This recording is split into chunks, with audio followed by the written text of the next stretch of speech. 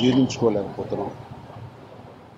మా అనుబంధం ఇప్పటిది కాదు, నా కెరీర్ బిగినింగ్ నుంచి, అంటే మెడ్రాస్లో మేము ఉన్న రోజుల నుంచి కూడాను మా అనుబంధం పెనవేసుకుని ఉంది. ఈరోజు కూడా నాతో ఆయన ఎన్ని సినిమాలు తీశారు అనే దానికంటే మా కుటుంబ పరంగా ఏ ఫంక్షన్ జరిగినా, వాడింట్లో ఏ శుభకార్యం జరిగినా సరే మా ఇరువురు కుటుంబాలు కలిసి ఆ సంతోషాన్ని పంచుకుంటుంటాయి. ఆయన నాతో ముఠా మేస్త్రి అనే సినిమా తీశారు.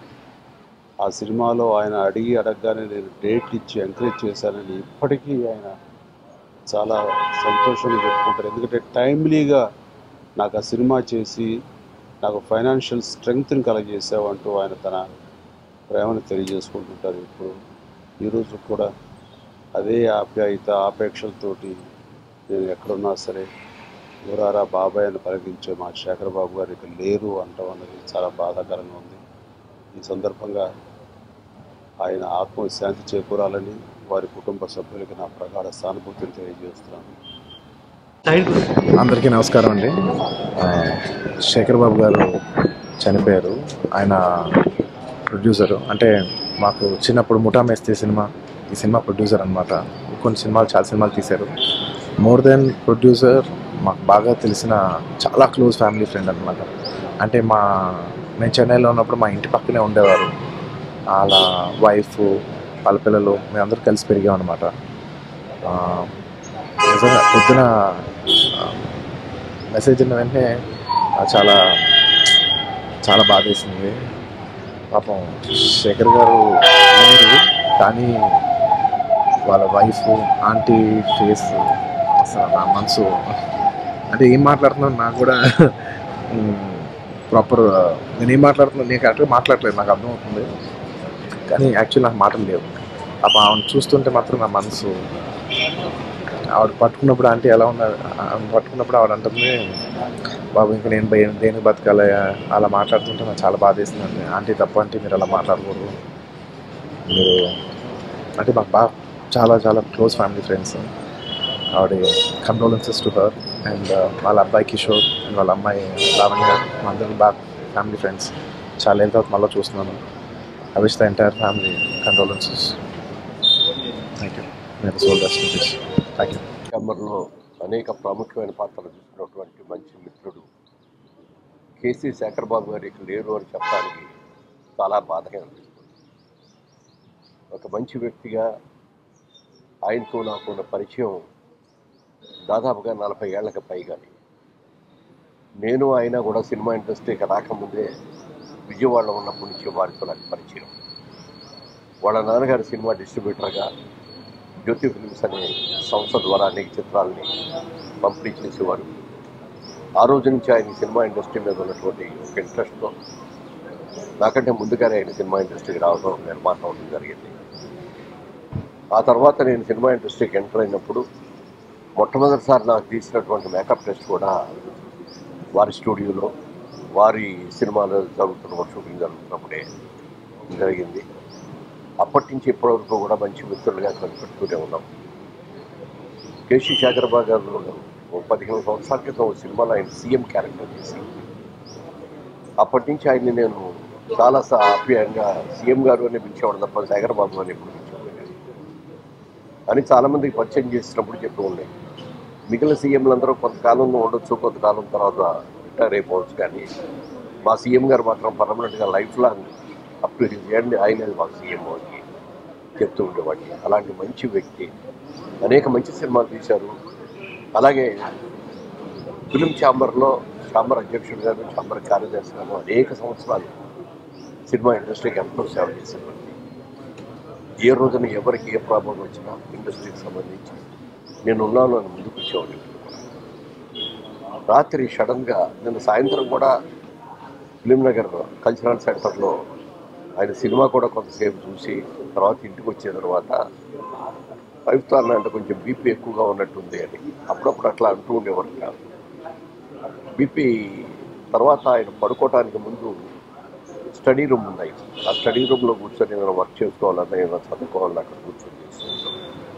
రాత్రి కూడా అలాగే స్టడీ రూమ్లో వర్క్ చేసుకుంటే తెల్లవారుదామున 3:30కో ఇప్పుడు ఆవిడకి మెలకు వచ్చి చూస్తే పక్కన లేరు. ఇంకా స్టడీ రూమ్లో నేను ఇంకా అక్కడే కూర్చున్నట్టున్నాను. అక్కడికి వెళ్ళి చూస్తే ఆయన కింద పడిపోయి ఉన్నారు. చేతికి బీపీ మిషన్ కూడా కట్టుకున్నాను. అంటే అప్పటికే ఆయనకి బీపీ వచ్చిందని అనుమానం వచ్చినట్టుంది. బీపీ చూసుకోవడం కోసం చేతికి ఆ బీపీ మిషన్ కూడా కట్టుకున్నారు. ఆ సమయంలోనే పోయారనుకుంటా. సరిపోయేటప్పుడు చేతికి ఆ బీపీ మిషన్ కూడా అలాగే ఉంది. అప్పుడు డాక్టర్ వచ్చి చూసి వెంటనే చనిపోయి కూడా 12 లోపే చనిపోయి ఉంటారండి చెప్పి డాక్టర్ నిర్ణయించడం జరిగింది. ఏది ఏమైనా శేఖర్ బాబు అని పేరు పెట్టుకున్నారు. నిన్న శివరాత్రి రోజున ఆ శివాల్లో ఆ శివుల్లో ఐక్యమైపోయారనిపించింది.